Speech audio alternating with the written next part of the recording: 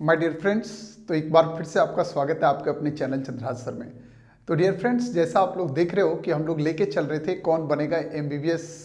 इसका एक पार्ट आपने कल देखा था जिसके अंदर हम लोग डिस्कस कर रहे थे कि कैसे नोमेनक्लेचर करेंगे, पायरो कैसे लगाएंगे, मेटा कब हम लोग परऑक्सी लिंकेज देखेंगे, नंबर ऑफ परऑक्सी लिंकेज कितना होगा। तो इस तरह की सारी प्रॉपर्टी हम लोग ऑक्सी एसिड्स के बारे में जिक्र कर चुके थे। आज मैं आपको बताने जा रहा हूं बहुत इंपॉर्टेंट, जहां से क्वेश्चंस बनता है वो होगा आपका ऑक्सी एसिड्स ऑफ फास्फोरस और ऑक्सी एसिड्स ऑफ सल्फर।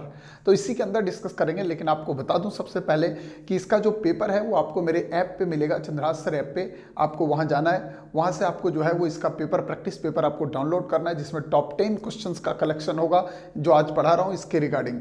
तो आपको उसको जाके डाउनलोड करने के बाद उस क्वेश्चन को करके अपने आप को चेक करना है कि एग्जैक्टली मेरा प्रिपरेशन कितना अच्छा रहा और कितना खराब रहा। ठीक है। अगर उसके बाद लगता है कि उन क्वेश्चन को करने में आपको तकलीफ हुई है तो आप दोबारा वीडियो को एक बार देखें।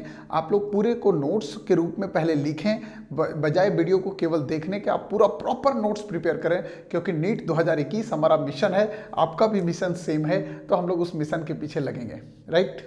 एक बात और आपको बताना चाहूँगा, बहुत इंपॉर्टेंट बात, कि अगर आपको ऐसा लगता हो कि मुझे इनऑर्गेनिक में मैक्सिमम चीज़ कवरेज करना है, तो मैक्सिमम कवरेज करने के लिए आप मेरे प्रीवियस वीडियो को भी देख सकते हो, काफ़ी हेल्प मिलेगा। और इस सीरीज के अंदर आपके पास लॉट्स ऑफ वीडियो आएंगे जहां पे आपके पास सारे कॉन्सेप्ट इनऑर्गेनिक के केवल क्लियर नहीं होंगे, बल्कि आपका टाइम बचाने के लिए आपको ट्रिक्स भी काफ़ी सारे मिलेंगे। तो फ्रेंड्स, इस वीडियो को कंप्लीट देखने के बाद आपको मिल सकता है 65,000 रुपये जीतने का सुनहरा मौका। इसके लिए आपको ज्वाइन करना है अनअकैडमी कॉम्बैट टेस्ट सीरीज, जो इंडिया का लार्जेस्ट ऑनलाइन टेस्ट सीरीज है जेई प्रिपेयर करने वाले बच्चों के लिए। इसके सभी क्वेश्चन अनअकैडमी के टॉप एजुकेटर मिलके सेट कर रहे हैं, जहां पे आप अपना ऑल इंडिया रैंक प्रिडिक्ट कर सकते हो, और वो भी हर एक क्वेश्चन के बाद। अनअकैडमी कॉम्बैट का जो डेट है वो है 6 दिसंबर 11 बजे। ध्यान रखिएगा, 6 दिसंबर 11 बजे 45 मिनट का टेस्ट होगा, जिसमें टोटल 21 क्वेश्चन होंगे। 7 क्वेश्चन फिजिक्स से, 7 क्वेश्चन केमिस्ट्री से और 7 क्वेश्चन मैथ से। ये कंपटीशन 11th के लिए अलग, 12th के लिए अलग और ड्रॉपर के बच्चों के लिए सेपरेटली कंडक्ट हो रहा है। इस टेस्ट में अगर आप फर्स्ट रैंक लाते हो तो आपको अमेजॉन का वाउचर मिलेगा, वो भी 10,000 का।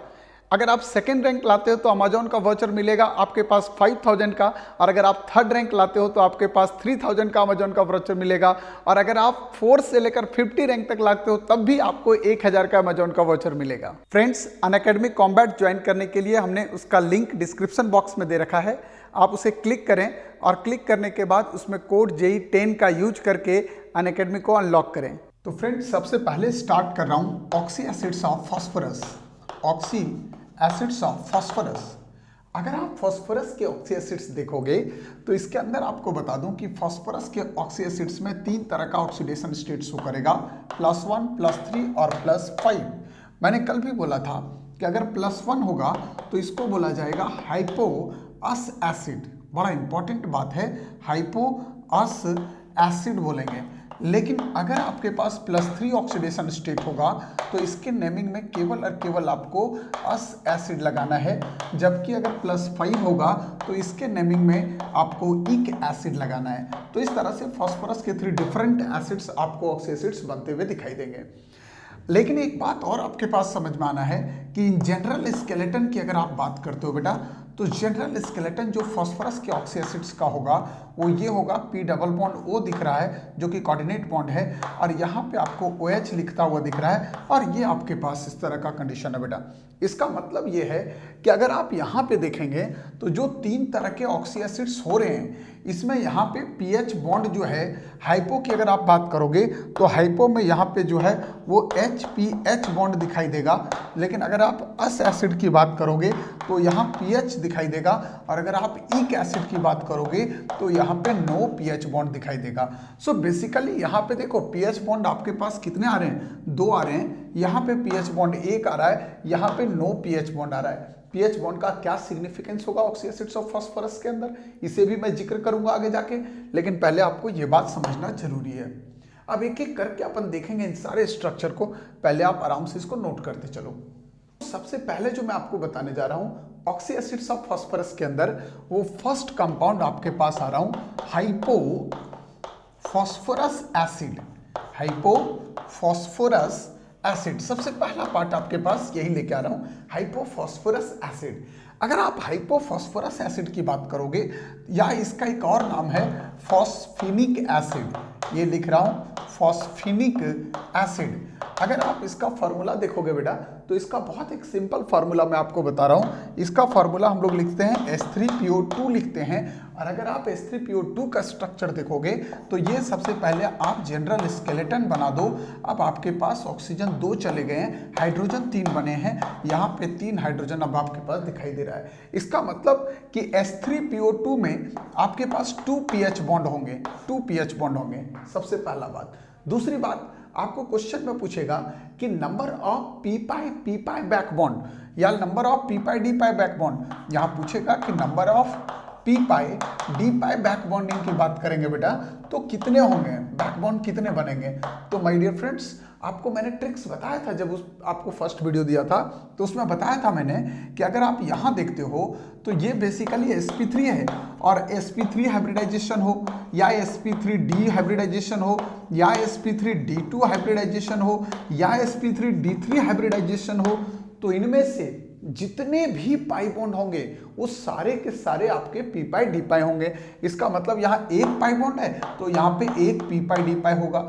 यहाँ पे इस हाइब्रिडाइजेशन के अंदर किसी भी तरह का कोई पी पाई बॉन्ड नहीं बनेगा। इसका मतलब नंबर ऑफ, अगर आपको मैं बोलूं पी पाई बैक बॉन्ड, तो इसका आंसर आपको 0 मिलेगा। सब ये सब क्वेश्चन होगा बेटा, सब क्वेश्चन होगा, इसलिए आपको ऐसे क्वेश्चन को दिमाग में घुसा देना है, बिल्कुल एकदम सोचना नहीं है।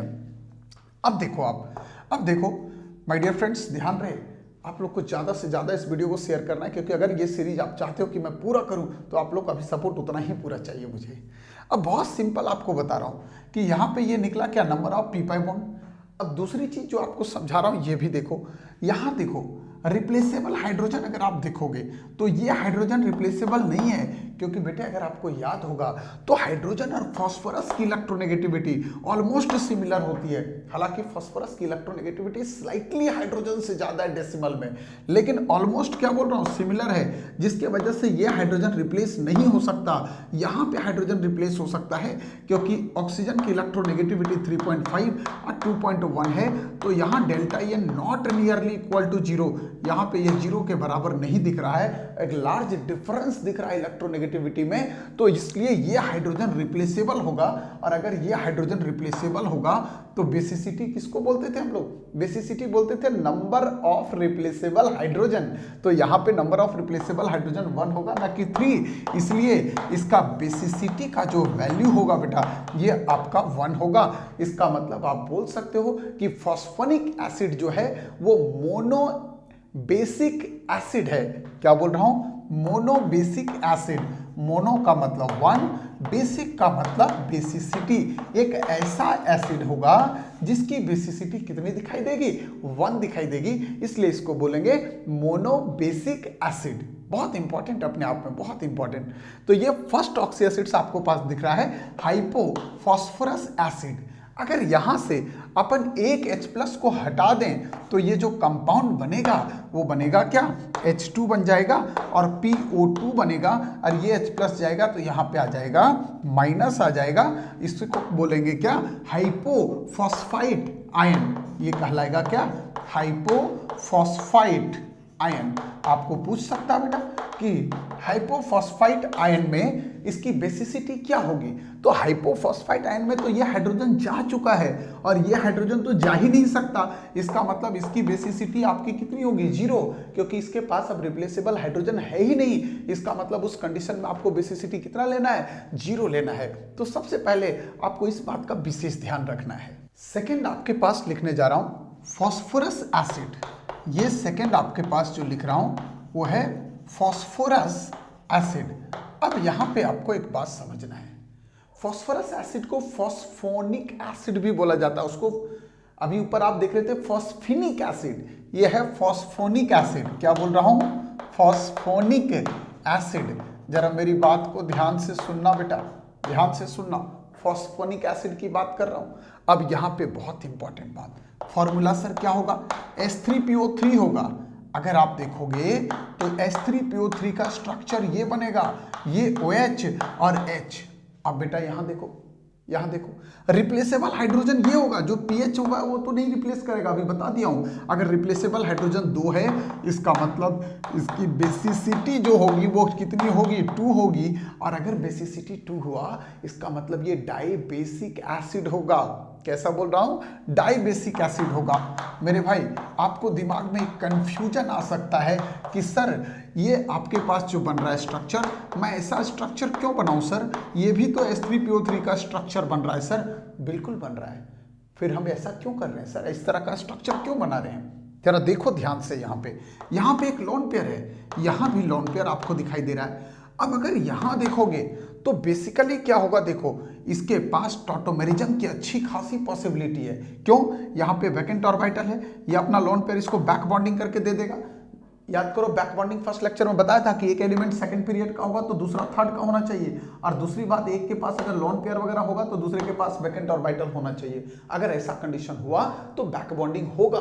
तो यहाँ पे बैक बॉन्डिंग होगा, ये इसको इलेक्ट्रॉन देगा। अगर देगा बेटे तो ये तो बना POH, ये OH है। और यहाँ पे आप जरा गौर से देखो, ये प्लस आएगा और H, और यहाँ पे आएगा माइनस चार्ज। इसने इलेक्ट्रॉन लिया, अगर इसने अपने वैकेंट ऑर्बिटल में इलेक्ट्रॉन लिया इससे, तो यहाँ पे नेगेटिव चार्ज आएगा। अब क्या होगा देखो, अब यहाँ पे ये H+ शिफ्ट करेगा, समझना बेटा। अगर H+ यहाँ पे शिफ्ट करेगा, क्योंकि यहाँ पे positive charge on more electronegative atom. अगर मोर इलेक्ट्रोनेगेटिव एटम पे पॉजिटिव चार्ज होता है तो वो लेस स्टेबल होता है, और अगर ये लेस स्टेबल होगा तो यहाँ से ये H+ निकालेगा और ये H+ प्रोटॉन की शिफ्टिंग होगी। इसको अपन बोलते हैं टॉटोमेराइजेशन। याद करो, टॉटोमेराइजेशन में प्रोटॉन की शिफ्टिंग करते थे, और जब प्रोटॉन की शिफ्टिंग करेंगे यहाँ पे H आएगा, तो यहाँ पे फिर ये प्लस माइनस मिलकर डबल बॉन्ड आ जाएगा। मतलब ये बनेगा POH बनेगा, ये OH बनेगा, और यहाँ पे H जुड़ेगा और ये डबल बॉन्ड O बनेगा। ये आपके पास बनेगा फॉस्फोनिक एसिड, जो कि मेजर प्रोडक्ट के रूप में आपको दिखाई देगा। तो माय डियर फ्रेंड्स, दिमाग में आ सकता है कि सर H3PO3 का स्ट्रक्चर अपन ड्रॉ कर रहे हैं सर, तो H3PO3 का स्ट्रक्चर तो हम ऐसे भी ड्रॉ कर सकते हैं सर, और ऐसे भी आपने ऐसा क्यों किया, ऐसा क्यों नहीं किया। तो इसका आंसर ऐसा होगा। मैं उम्मीद कर रहा हूं कि आप बहुत एंजॉय कर रहे होगे और मेरी बात को बखूबी समझ पा रहे होगे। अब देखो आप ध्यान से, यहाँ पे मैं जो बताना चाह रहा हूं बेटे, एकदम यूनिक तरीके से आपको पढ़ा के दूंगा। मैं आपको बता दिया हूं कि मेरा प्रेफरेंस है कि नीट जैसे एग्जाम में आपको सिर्फ सेलेक्ट नहीं होना, नीट जैसे एग्जाम में आपको बहुत अच्छा रैंक लाना है, और बहुत अच्छा रैंक लाने के लिए आपको बहुत अच्छे अच्छे ट्रिक्स पकड़ने पड़ेंगे, और साथ ही साथ आपको बहुत अच्छे अच्छे कॉन्सेप्ट भी पढ़ने पड़ेंगे, तब जाके आपका लेवल यूं बढ़ेगा। इसलिए लेवल को यूं बढ़ाने के लिए आपका प्रिपरेशन यूं होना चाहिए। तो लग जाओ मेरे साथ जोर शोर से, एकदम धांसू वीडियो आपके लिए रहेगा। अब आपको एक बात और बताता हूं, सुनो ध्यान से। यहां ऑक्सीडेशन स्टेट निकालने की कोशिश करो। ऑक्सीडेशन स्टेट बड़ा सिंपल है सर, कैसे निकालेंगे बेटा, कैसे, जरा देखो ध्यान से। फॉस्फोरस ऑक्सीजन में ऑक्सीजन मोर इलेक्ट्रोनेगेटिव है, इस पे चार्ज -2 आएगा, इस पे +2 आएगा। फॉस्फोरस ऑक्सीजन में ऑक्सीजन मोर इलेक्ट्रोनेगेटिव, ये -1 ये +1, ये -1 और ये +1। अब मेरी बात सुनो, सब लोग ध्यान से सुनना कि सर यहाँ फॉस्फोरस और हाइड्रोजन में मैंने आपको क्या बोला बेटा, कि ये स्लाइटली मोर इलेक्ट्रोनेगेटिव होगा। बेटा क्या बोल रहा हूं, स्लाइटली मोर इलेक्ट्रोनेगेटिव होगा। अगर स्लाइटली मोर इलेक्ट्रोनेगेटिव होगा तो इस पे चार्ज क्या आएगा, -1, और इस पे +1 आएगा। अब ये आपके पास एक इंपॉर्टेंट बात निकल के आ रही है, इसलिए आपको ये चीज जानना जरूरी था कि 2 + 1 + 1 4 में 1 चला गया, मतलब 3। सो यहाँ पे ऑक्सीडेशन स्टेट क्या बनेगा, 3 बनेगा। अब मैं आपको एक बात बताना चाहूंगा बेटा, कि यहाँ पे देखो आप फॉस्फोरस की अगर आप बात करते हो, फॉस्फोरस की बात अगर करते हो, तो फॉस्फोरस के अंदर मैं आपको क्या बताना चाह रहा हूं, सुनना बेटे ध्यान से। फॉस्फोरस के मैक्सिमम ऑक्सीडेशन स्टेट क्या होगा, ग्रुप नंबर के बराबर होगा। तो मैक्सिमम ऑक्सीडेशन स्टेट फॉस्फोरस का तो +5 आएगा, इसमें कोई शक नहीं है। इसका मैक्सिमम ऑक्सीडेशन स्टेट कितना आएगा, +5 आएगा। और अगर इसका मिनिमम ऑक्सीडेशन स्टेट की बात करें बेटा, तो -3 आएगा। ग्रुप नंबर -8 होता है मिनिमम ऑक्सीडेशन स्टेट। अब ना तो ये मिनिमम है ना ये मैक्सिमम, मतलब इंटरमीडिएट है। और अगर कोई ऑक्सी एसिड्स अपने इंटरमीडिएट ऑक्सीडेशन स्टेट में होगा तो निश्चित तौर पे वो डिस्प्रोपोर्शनेशन रिएक्शन शो करेगा। एक दिमाग में अभी रखिएगा, मैं आगे जाके और भी बातें इस पे करूंगा। इसका मतलब ये है कि H3PO3 सो डिस्प्रोपोर्शनेशन रिएक्शन, अगर H3PO3 की बात करेंगे तो ये डिस्प्रोपोर्शनेशन रिएक्शन देगा। रीजन समझ में आपको आ गया होगा बहुत आसानी से। अब देखो, अगर मैं बात करूं HPO ऐसा लिख रहा हूं, H3 ये लिख रहा हूं कंडीशन, और PO2, अगर आप यहां देखोगे तो +1 ऑक्सीडेशन स्टेट आएगा। ये भी ना मैक्सिमम ना मिनिमम, इंटरमीडिएट है, और इंटरमीडिएट होगा तो 100% ये भी डिस्प्रोपोर्शनेशन रिएक्शन देगा। लेकिन अगर मैं बात करूं फॉस्फोरिक एसिड तो यहां पे +5 ऑक्सीडेशन स्टेट होगा, ये मैक्सिमम होगा। और मैक्सिमम अगर हुआ बेटा तो इस कंडीशन में ये डिस्प्रोपोर्शनेशन रिएक्शन नहीं शो करेगा। आपको क्वेश्चन पूछ देगा, लिखेगा कि which of the following oxy acids of phosphorus show disproportionation reaction, इनमें से कौन सा ऑक्सी एसिड्स ऑफ फास्फोरस है जो हिट करने पे डिस्प्रोपोर्शनेशन रिएक्शन शो कर सकता है। जिसमें आंसर आपके पास ये हो सकता है ऑप्शन, या ये हो सकता है, या दोनों होगा तो बोथ होगा एक ऑप्शन, लेकिन ये नहीं हो सकता। तो ये आपको दिमाग में बैठा लेना है, इस कॉन्सेप्ट को माइंड में फिट करना है। नेक्स्ट ऑक्सी एसिड्स आपके पास आ रहा है बेटा H4P2O8। आप सोचोगे सर इसका नाम क्या है? इसका नाम है परऑक्सी डाइफॉस्फोरिक एसिड। ये लिख रहा हूं परऑक्सी डाइफॉस्फोरिक एसिड, जरा समझिएगा ध्यान से। परऑक्सी डाइफॉस्फोरिक एसिड, क्या इसका मीनिंग है ये देखो। फॉस्फोरिक एसिड आपको पता है ना, फॉस्फोरिक एसिड पता है आपको, और परऑक्सी इसका मतलब 2 ऑक्सीजन ऑक्सीजन, परऑक्सी मतलब ऑक्सीजन ऑक्सीजन ब्रिज होगा, कल बताया था। तो यहाँ पे फॉस्फोरस लगा दो और एक ऑक्सीजन ऑक्सीजन ब्रिज बना दो, ये बना दिया हमने। अब यहाँ पे जरा गौर से देखो, इसका अगर देखोगे तो ऑक्सीजन अब कितने बच गए इसके पास, ऑक्सीजन हमारे पास 6 बचे ना, यहाँ पे 2 चले गए, 6 बच गए, 3 दे दिया। और हाइड्रोजन बेटे आपने सबको बराबर दे देना है। हाइड्रोजन मोनोवैलेंट, ऑक्सीजन बाइवैलेंट हो गया, bivalent bivalent monovalent, monovalent bivalent दिख रहा है, बाइवैलेंट मोनोवैलेंट बाइवैलेंट, बस बहुत सिंपल स्ट्रक्चर है।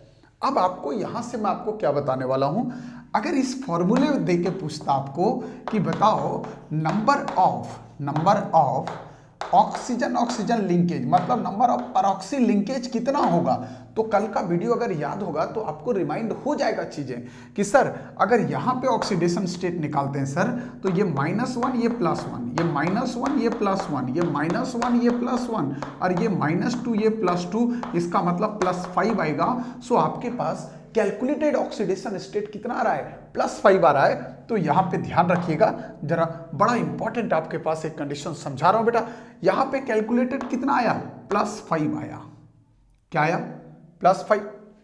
एक चीज और सुनो आप, जरा देखो इधर, जरा देखना, यहाँ क्या आया, -1 +1 -1 +1 -1 +1 -2 +2। आपके पास देख के लग रहा है सर स्ट्रक्चर मेथड से तो 5 आ रहा है, बट अगर आप ऐसे देखोगे कैलकुलेटेड मेथड 2x + 1 × 4 4, और ये हो गया -16 = 0 आ गया बेटे।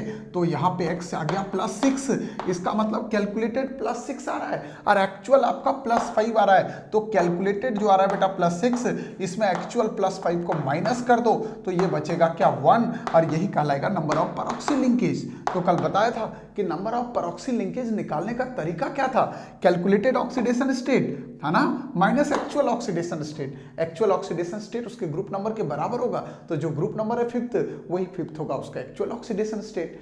अब जरा देखो बेटा, यहाँ पे कुछ और भी बातें आपके पास निकल के आएंगी, ये सब छोटे छोटे स्ट्रक्चर हैं जिसको जानना जरूरी है।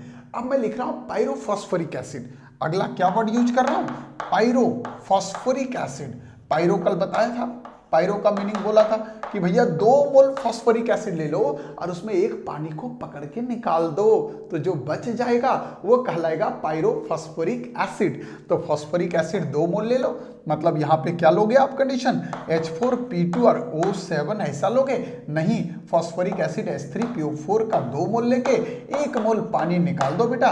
तो यहाँ से 1 मोल निकला तो ये बनेगा H3 निकल जाएगा और ये फॉस्फोरस रहेगा, और 8 में गया 7, मतलब H3 और ये निकलेगा PO7। बट यहाँ पे आपके पास 2 फॉस्फोरस है तो यहाँ 2 आ जाएगा। अब स्ट्रक्चर अगर इसका देखोगे बेटा तो तो स्ट्रक्चर में यहाँ पे देखो गौर से, ये फास्फोरस है, ये फास्फोरस है, यहाँ फास्फोरस ऑक्सीजन, फास्फोरस का ब्रिज लगेगा। सेंट्रल एटम आपके पास देखो बेटा, सेंट्रल एटम 2 दिख रहा है, साइड वाला इवन दिख रहा है, ये ऑड दिख रहा है, इवन नहीं। तो इस कंडीशन में आप यहाँ फास्फोरस ऑक्सीजन फास्फोरस बॉन्ड लगा सकते हो। और अगर ऐसा लगाओगे तो अब आपके पास जो है ऑक्सीजन कितने बचेंगे, देखो 4 में 1 चला गया ऑक्सीजन, मतलब यहाँ 7 थे, 7 में 1 गया, 6 बचा, 3 3 दे दो मेरे भाई। हाइड्रोजन 3 है, हाइड्रोजन 3 नहीं है, हाइड्रोजन 6 था, 2 चला गया, 4 हाइड्रोजन होगा, और 2 हाइड्रोजन दोनों को दे दो, नाराज करने की जरूरत नहीं। Monovalent monovalent bivalent bivalent bivalent bivalent, ये आपके पास सबकी वैलेंसी मैंने पूरी कर दी। अब यहां देखो बेटा, यहां पे पीओपी ब्रिज कितना निकला, 1 निकला। यहां पे देखो बेसिसिटी कितना होगा, 1 2 3 4, सारे हाइड्रोजन रिप्लेसेबल होंगे। इसका मतलब ये क्या होगा, टेट्रा बेसिक एसिड कहलाएगा। क्या कहलाएगा, टेट्रा बेसिक एसिड कहलाएगा। अब यहां से अगला स्ट्रक्चर में देखो, अब नेक्स्ट लिख रहा हूं आपके पास हाइपोफॉस्फोरिक एसिड, हाइपोफॉस्फोरिक एसिड। अगर आप हाइपोफॉस्फोरिक एसिड की बात करोगे तो ये होता है H4P2O6 होता है, ये है हाइपोफॉस्फोरिक एसिड। बेटे स्ट्रक्चर देख लो आप, यहाँ पे स्ट्रक्चर अगर आप देखोगे तो 2 फास्फोरस है, 6 हाइड्रोजन है, बराबर के हकदार हैं सब, और यहाँ पे 4 हाइड्रोजन लगा दिया। Monovalent monovalent monovalent monovalent bivalent bivalent bivalent, एक इधर इधर, बाइवैलेंट इधर इधर, बाइवैलेंट इधर इधर, बाइवैलेंट, पूरा हो गया। आप ध्यान रखना बेटा, जितने भी ऑक्सी एसिड्स के फास्फोरस हैं उसमें एक सिंगल ऐसा फास्फोरस का ऑक्सी एसिड्स होगा जिसमें पीपी बॉन्ड होगा, पीपी बॉन्ड होगा। एक सिंगल ऐसा ऑक्सी एसिड दिखेगा, आपको दे देगा 4 ऑप्शन कि इनमें से किसके पास पीपी बॉन्ड है। तो अगर ऑक्सी एसिड्स ऑफ फास्फोरस दिखता हो तो आप आंख बंद करके इसके बारे में सोच सकते हो। समझ रहे हो ना कि अगर फास्फोरस का ऑक्सी एसिड्स है तो सर ने बता रखा है कि H4P2O6 एक single oxy acids of phosphorus है जिसके पास फास्फोरस बॉन्ड होगा, अदरवाइज कोई भी ऑक्सी एसिड्स ऐसा दिखाई नहीं देगा। तो बहुत सिंपल तरीके से आप इसको सोच सकते हो। अब देखो बेटा, यहां भी 1 2 3 4 रिप्लेसेबल हाइड्रोजन है, मतलब बेसिसिटी यहां भी 4 आएगी, बेसिसिटी कितना 4 होगा यहां भी। ये बात तो क्लियर हो जानी चाहिए। अब देखो देखो, घबराओ मत घबराओ मत, मैं अगला वर्ड लिखने जा रहा हूं मेटाफॉस्फोरिक एसिड। ये लिख रहा हूं मेटाफॉस्फोरिक एसिड। आप बोलोगे सर ये क्या, मेटाफॉस्फोरिक एसिड। बेटे फॉस्फोरिक एसिड आपको पता है, क्या पता है फॉस्फोरिक एसिड, सर H3PO4 होता है सर। सर सर सर 1 मोल लेके एक पानी निकाल देना यार, 1 मोल पेरेंट एसिड को लेके एक पानी निकाल दो, कल बताया था। तो जो रिमेनिंग ऑक्सी एसिड्स बनेगा वो कहलाएगा मेटाफॉस्फोरिक एसिड। 1 में 2 हाइड्रोजन गया, 1 बचा, फास्फोरस गया ही नहीं, ऑक्सीजन यहाँ पे 3 बचा, ये बना HPO3 जिसे अपन बोलेंगे मेटाफॉस्फोरिक एसिड बोलेंगे। अब यहां से 3 बातें हैं। अगर इसका 3 मोल आप ले लेते हो, 3 मोल लेते हो, ये है HPO3, इसका आपने कितना मोल लिया, 3 मोल लिया, तो ये बन गया HPO3 का होल थ्राइस बना। इसका मतलब ये बना H3P3O9 बना। तो ये कहलाएगा, 3 लोगे तो ट्राई मेटाफॉस्फोरिक एसिड, 2 लोगे तो डाई मेटा, 3 लोगे तो ट्राई मेटा कहलाएगा। तो ये ट्राई मेटाफॉस्फोरिक एसिड है। अब यहां पे अगर मैं बात करूं कि बेटे बताओ इस ट्राई मेटाफॉस्फोरिक एसिड के अंदर कितने पीओपी ब्रिज होंगे, अभी आपको नहीं पता।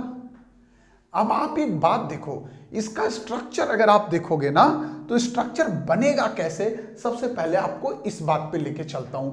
अगर आप इसका स्ट्रक्चर देखते हो H3P3O9 का, तो स्ट्रक्चर ऐसा बनेगा बेटा, ये फास्फोरस है, आपको कुछ मत करो, यहां से देखो आप, ये 3 है और ये 9 दिख रहा है ना, मतलब यहां पे आपको 3 ऑक्सीजन ले लो पहले, 6 एटम लो पहले, 6 एटम लो, 9 3 3, मतलब टोटल 12 एटम है बेटा, 9 3 3 दिख रहा है, 12 और 3 15 दिख रहा है ना।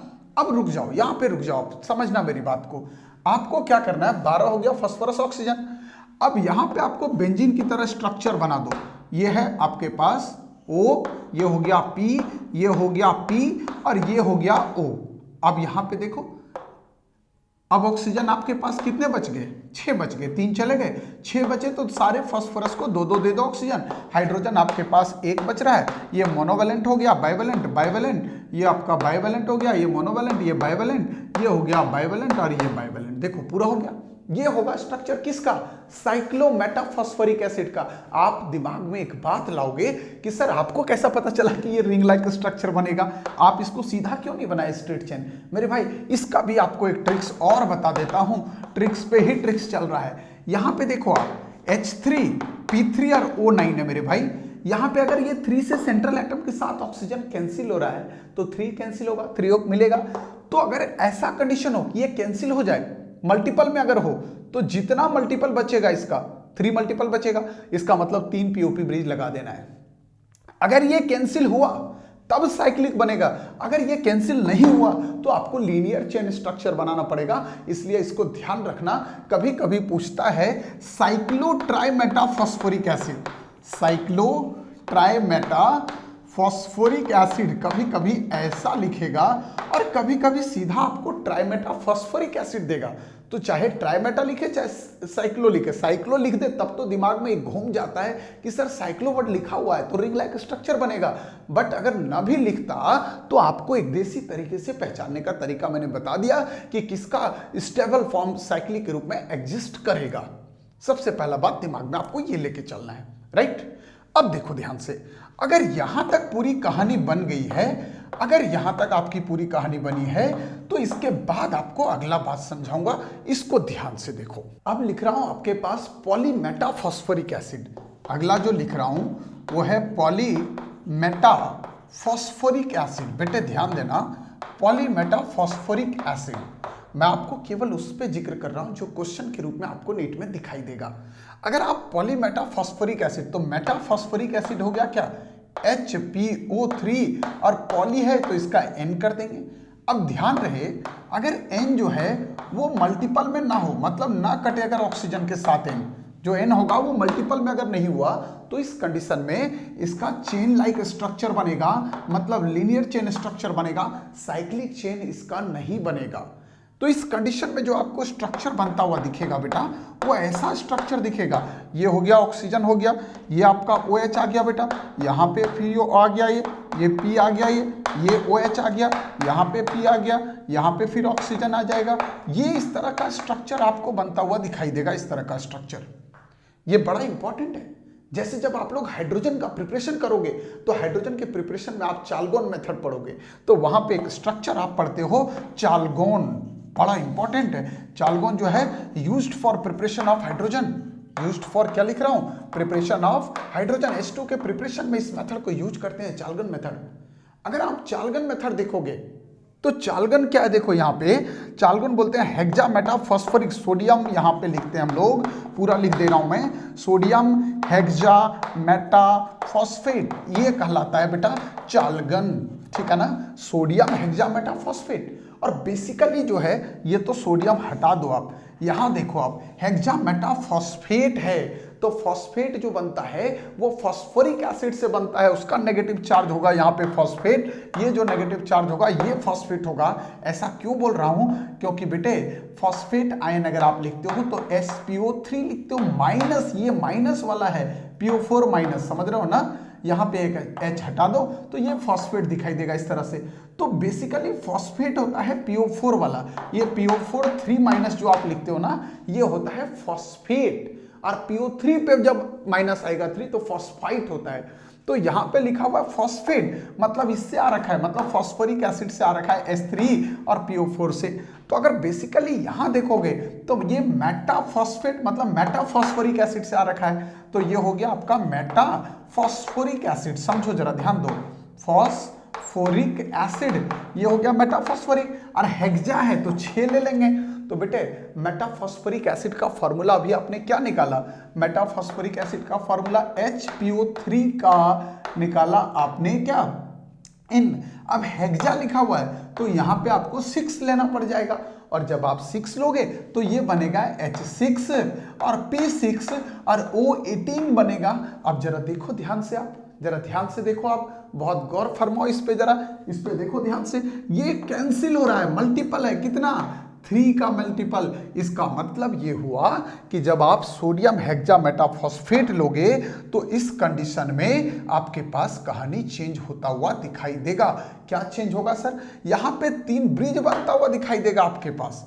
ये बहुत इंपॉर्टेंट बात बता रहा हूं बेटा, जरा ध्यान से सुनना। यहाँ पे हमने लिखा 3 और 18, यहाँ पे हाँ, यहाँ पे आपके पास ब्रिज बनता हुआ दिखाई देगा जब आप सोडियम इसका ये आप हेक्सामेटाफॉस्फेट का फॉर्मेशन करोगे।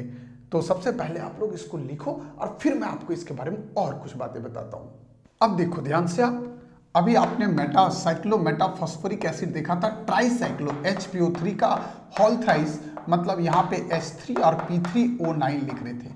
जबकि यहाँ जो स्ट्रक्चर आ रहा है वो क्या रहा है? H6P6O18, मतलब इसका 2 मोल लेना पड़ रहा है, 2 मोल। मेरे भाई यहाँ पे जरा देखो आप, POP ब्रिज कितने बने थे? 3 बने थे। तो जब 2 मोल लोगे भैया तो 1 मोल में इतना बना, तो 2 मोल में जो POP ब्रिज बनेगा वो कितना बन जाएगा? 6 बन जाएगा। इसलिए जब आप चालगोन का स्ट्रक्चर देखोगे, जब इसका आप देखोगे स्ट्रक्चर, तो स्ट्रक्चर ऐसा दिखेगा। 6 ब्रिज, मतलब फॉस्फोरस लगा दो बेटा, phosphorus oxygen phosphorus, phosphorus oxygen phosphorus, phosphorus oxygen phosphorus. ये आपके पास आ गया 4th, ये आपके पास आ गया 5th, और ये आपके पास आ गया 6th। अब देखो 1 2 3 4 5 6 सेंट्रल एटम आ गया आपके पास। अब यहां से अगर देखोगे आप, तो अब आपके पास ऑक्सीजन 1 2 3 4 5 6 चले गए, बचे 12। तो सब फॉस्फोरस को 2 2 दे दो बेटा। यहाँ पे माइनस, यहाँ पे भी आप दोगे, अगर यहाँ पे H लगाते हो तो ठीक है, और अगर H को हटाओगे तो इसके जगह में सोडियम आ जाएगा आपके पास, समझ रहे हो ना? यहाँ H+ को हटाओगे तो वहाँ पे सोडियम था, सोडियम मेटाहेक्सा, मतलब 6Na6 बनेगा ये। तो बेटे Na+ को हटा दो तो माइनस आएगा, तो ये माइनस डबल बॉन्ड, यहाँ पे 2 ऑक्सीजन लगा दो, ये माइनस वाला मोनोवैलेंट, ये बाइवैलेंट, ये माइनस वाला मोनोवैलेंट, ये बाइवैलेंट, ये माइनस वाला मोनोवैलेंट, ये बाइवैलेंट, और इधर भी सेम, ये माइनस वाला मोनोवैलेंट, ये बाइवैलेंट, यहाँ भी सेम मोनोवैलेंट और ये बाइवैलेंट। एग्जैक्टली ये आपके पास स्ट्रक्चर बनेगा, और 6Na+ ये आपके पास चालगन का स्ट्रक्चर बनेगा। तो ध्यान रखना है बेटा, चालगन में नंबर ऑफ POP ब्रिज आपको कितने दिख रहे हैं? 6 POP ब्रिज दिख रहे हैं, क्योंकि क्वेश्चन आपको जब दिखता है ना एग्जाम में, तब आपको होती है टेंशन। इसलिए टेंशन से पहले अटेंशन, आपको अटेंशन देना है यहाँ पे, बहुत इंपॉर्टेंट बात, आसान हो जाएगा क्वेश्चन। अब अगर मैं आपको ऐसा बोलता हूं बेटा, मान लो इस स्ट्रक्चर में थोड़ा सा चेंजेस लाता हूं मैं, अगर आपको फास्फोरस का एक ऑक्सी एसिड देता हूं H4, और यहां पे आपको लिख दिया मैंने बेटा P4, नहीं ऐसा चेंज करता हूं, H6P4 और O13 लिख दिया, मान लो ऐसा लिखा, मैंने बोला बताओ POP ब्रिज कितने बनेंगे? अब यहां पे एक लफड़ा आ गया बेटा। सर लफड़ा क्या है? सबसे पहले तो ये देखना पड़ेगा सर स्ट्रक्चर साइक्लिक बनेगा या नहीं बनेगा, क्योंकि सर ये इसके मल्टीपल में है ही नहीं, इसका मतलब साइक्लिक नहीं बनेगा, तो इसका लीनियर स्ट्रक्चर बनेगा, इसका साइक्लिक स्ट्रक्चर पॉसिबल नहीं होगा। माना तुम्हारी बात, तो स्ट्रक्चर होगा कैसे लीनियर? अभी जो बता रहा था, अभी स्ट्रक्चर मैंने बताया था बेटा लीनियर का, कि सर PO आएगा यहाँ पे, और यहाँ पे ऑक्सीजन आएगा, ये OH आएगा, और यहाँ भी ऑक्सीजन आएगा, ये O आएगा दूसरा, ये फिर से वो ये POH आएगा, फिर से O आएगा, फिर तीसरा OH आएगा, और फिर से यहाँ पे देखो बेटा ये O आएगा, और ये चौथा OH आपके पास इस तरह का दिखाई देगा। अब जरा देखो ध्यान से, और यहाँ पे वैलेंसी 1 2 3 4 5 बचेगा, ये बनेगा स्ट्रक्चर आपके पास H6। देखो यहाँ पे 1 2 3 4 5 6 हाइड्रोजन दिख रहा है ना, तो यहाँ पे आपको बनता हुआ दिख रहा है H6 और P4O13। तो बहुत इंपॉर्टेंट बात है बेटे, आपको ध्यान रखना है कि स्ट्रक्चर साइक्लिक बनेगा, स्ट्रक्चर लीनियर बनेगा, कैसा बनेगा ये आपको जरूर ध्यान रखना है। तो माय डियर फ्रेंड्स ध्यान रखिएगा, ये जो आप पढ़ रहे हो ना, ये बहुत इफेक्टिव कोर्स है, और अगर आप चाहते हो कि आप पूरे कोर्स का मजा लो, तो आप मेरे साथ जुड़ सकते हो। बहुत कम कॉस्ट में मैं आपको पूरी केमिस्ट्री पढ़ाता हूँ। ये तो एक सिर्फ आपको झलक दिख रहा है, मैं आपको ज़बरदस्त तरीके से पूरी केमिस्ट्री करा के दूंगा। अभी मेरा जो बैच चल रहा है, आप चाहें तो उसको ज्वाइन कर सकते हैं, उसमें मेरे प्रीवियस लेक्चर भी रिकॉर्ड हैं, और साथ ही साथ करंट लेक्चर, मेरे लाइव क्लासेस आप ले सकते हो रोज, और रोज आनंद उठा सकते हो। वीक में 6 डेज आपका लाइव क्लासेस है, तो आप लोग पूरा का पूरा मजा ले सकते हो हमारे साथ लाइव क्लास का। अब एक बात और सुनो बेटा, एक बात और, आपको क्या सुनना है सर? बहुत इंपॉर्टेंट बात समझा रहा हूं। जैसे आप इन जनरल ऑक्सी एसिड्स अभी आपने देखा +1 बनेगा फॉस्फोरस में, +3 +5 बनेगा, मतलब ये H3PO2 बना, ये H3PO3 बना, ये H3PO4 बना तो बना। इसका स्ट्रक्चर आप अभी देख रहे थे कि सर PO OH और H बना सर। इसका स्ट्रक्चर आप देख रहे थे PO OH और H बना, और इसका स्ट्रक्चर जो आप देख रहे थे वो PO OH और ये आपको OH बना। बेसिकली ये आपके पास स्ट्रक्चर दिख रहा था मेरे भाई। यहाँ पे pH बॉन्ड 2 है, यहाँ पे pH बॉन्ड 1 है, यहाँ पे pH बॉन्ड है ही नहीं, 0 है। आप सोचोगे इससे क्या होगा? pH बॉन्ड 2 है जिसकी वजह से ये रिड्यूसिंग कैरेक्टर शो करता है बेटा। अगर आप देखोगे तो रिड्यूसिंग कैरेक्टर जो होता है ऑक्सी एसिड्स में, ये डायरेक्टली टू pH बॉन्ड होता है। जितना pH बॉन्ड ज्यादा वो स्ट्रॉन्गेस्ट रिड्यूसिंग एजेंट होगा। तो अगर आप इनमें बात करोगे तो सबसे ज्यादा स्ट्रॉन्गेस्ट रिड्यूसिंग एजेंट आपको ये दिखाई देगा, ये आपको स्ट्रॉन्गेस्ट रिड्यूसिंग एजेंट होगा। आप सोचोगे सर इसका मतलब क्या है? सर मतलब है अरे मेरे भाई फॉस्फोरस सर इसमें इसकी इलेक्ट्रोनेगेटिविटी ज्यादा है तो इस पे नेगेटिव चार्ज ज्यादा आएगा, ये पॉजिटिव आएगा, ये नेगेटिव ज्यादा ये पॉजिटिव आएगा। जरा ध्यान देना, यहाँ ध्यान देना, इससे ये मोर इलेक्ट्रोनेगेटिव, इस पे नेगेटिव और पॉजिटिव। तो भैया यहाँ पे नेगेटिव चार्ज बढ़ा, और नेगेटिव चार्ज अगर बढ़ेगा बेटा तो ये दूसरे को इलेक्ट्रॉन क्या करेगा? डोनेट करना पसंद करेगा। और अगर इलेक्ट्रॉन डोनेट किया तो भैया खुद का ऑक्सीडेशन कर रहा है, लॉस ऑफ इलेक्ट्रॉन को ऑक्सीडेशन, और जो खुद का ऑक्सीडेशन करे और दूसरे का रिडक्शन, वो कहलाता है रिड्यूसिंग एजेंट। तो इसलिए बोल रहा हूं कि जितना pH बॉन्ड ज्यादा, नेगेटिव चार्ज इस फॉस्फोरस पे उतना ज्यादा, और फॉस्फोरस पे नेगेटिव चार्ज ज्यादा तो इलेक्ट्रॉन देने की टेंडेंसी ज्यादा, मतलब खुद को ऑक्सीडाइज करने की टेंडेंसी ज्यादा, और जो खुद को ज्यादा ऑक्सीडाइज करेगा वो स्ट्रॉन्गेस्ट रिड्यूसिंग एजेंट होगा। सो अमंग इन ऑल लिख रहा हूं कि among this and this oxy acids अगर हम देखें तो ये जो है वो स्ट्रॉन्गेस्ट रिड्यूसिंग एजेंट है। तो अगर आपको बोलता है कि correct order of reducing property क्या होगा, तो ये मोस्ट रिड्यूसिंग होगा और ये लिस्ट रिड्यूसिंग होगा। ये तो होगा बहुत लिस्ट रिड्यूसिंग, यहाँ पे तो है ही नहीं pH बॉन्ड, इसलिए हम लोग ऑक्सी एसिड्स के केस में इस तरह से हम लोग कंडीशन देखते हैं। एक बात और है, जरा आप देखो ध्यान से, यहां पे आपको एसिडिक कैरेक्टर भी पूछता है।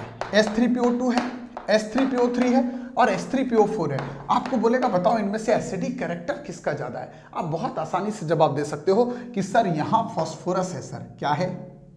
फॉस्फोरस है सर। और अगर फॉस्फोरस होगा सर तो फॉस्फोरस +1 है सर, यहाँ पे +3, यहाँ +5 है सर। अगर सेंट्रल एटम सेम हुआ तो एसिडिक कैरेक्टर डिसाइडेड बाय, अगर सेंट्रल एटम सेम हुआ तो एसिडिक कैरेक्टर जो होता है बेटा वो डायरेक्टली होता है oxidation number of central atom के। यहां ऑक्सीडेशन नंबर ज्यादा है मतलब पॉजिटिव चार्ज ज्यादा है, और पॉजिटिव ज्यादा है मतलब इलेक्ट्रॉन को लेने का पावर ज्यादा है, और जो इलेक्ट्रॉन को ज्यादा इजीली एक्सेप्ट करेगा बेटा वो मोर एसिडिक होगा। अकॉर्डिंग टू लुईस बोलता था कि जो इलेक्ट्रॉन एक्सेप्ट करे वो लुईस के अकॉर्डिंग एसिड होगा, इसलिए इसका एसिडिक कैरेक्टर जो है वो सबसे ज्यादा होगा इनमें से। तो एक तो क्वेश्चन आपके पास ऐसा बन सकता है। दूसरा, इसको सोचने का एक और तरीका है, एसिडिक स्ट्रेंथ जो होता है बेटा वो स्टेबिलिटी ऑफ कॉन्जुगेट बेस के थ्रू देखते हैं हम लोग। पढ़े हुए अगर ऑर्गेनिक को थोड़ा अप्लाई करना सीख जाओ, देखना एसिडिक स्ट्रेंथ जो होगा वो क्या लिखते हैं हम लोग? Directly to stability of its conjugate base. आप सोचोगे सर कॉन्जुगेट बेस, अरे बेटा इसका कॉन्जुगेट बेस बना दो तो H+ निकाल दो, निकाल दिया सर। इसका कॉन्जुगेट बेस बनाओगे तो H+ निकाल दो, निकाल दिया सर। इसका कॉन्जुगेट बेस बनाओगे H+ निकाल दो, निकाल दिया सर। आप देखो यहां से भी कॉन्जुगेट बेस बना सकते हो, यहां भी बना सकते हो, यहां भी। अब यहां नेगेटिव सिंगल डबल रेजोनेंस है, यहां नेगेटिव सिंगल डबल ज्यादा रेजोनेंस है, यहां नेगेटिव सिंगल डबल और ज्यादा रेजोनेंस है। तो मोर रेजोनेटिंग स्ट्रक्चर इसके होंगे, और रेजोनेटिंग स्ट्रक्चर ज्यादा होगा तो ये कॉन्जुगेट बेस मोर स्टेबल होगा, और जो कॉन्जुगेट बेस मोर स्टेबल होगा उसका एसिड मोर एसिडिक होगा। क्योंकि अभी आपको बता दिया कि एसिडिक स्ट्रेंथ निकालने का तरीका क्या है? Stability of its conjugate base. तो जिसका कॉन्जुगेट बेस मोर स्टेबल होगा वो ऑलवेज मोर एसिडिक होगा। आप बहुत इजी तरीके से इसको सोच सकते हो। तो इस तरह से आपका oxy acids of phosphorus complete हुआ। माय डियर फ्रेंड्स, मैं उम्मीद लगा रहा हूं कि आप बहुत अच्छे से इस कॉन्सेप्ट को समझ पा रहे होगे और काफी बढ़िया आप लोग को मजा आ रहा होगा पढ़ने में। माय डियर फ्रेंड्स, मैं उम्मीद कर रहा हूं कि आपको मेरा पूरा लेक्चर बहुत अच्छे से समझ में आया होगा। एक एक कॉन्सेप्ट आपका क्लियर हुआ होगा। अब आपका सिर्फ एक काम है, एक अच्छा नोट्स बनाना है और साथ ही साथ अपने मोबाइल में SHARE शेयर का बटन दबा देना है और वो लाइक और कमेंट एक छोटा मेरे से छोड़ना है। मेरे लिए कमेंट जरूर छोड़ना है ताकि मुझे लगे कि मैं जो काम कर रहा हूँ मेरे लिए बच्चों को मेरी ज़रूरत है। आप लोग मेरे साथ यूं ही बने रहिएगा। Thank you so much for watching my this video.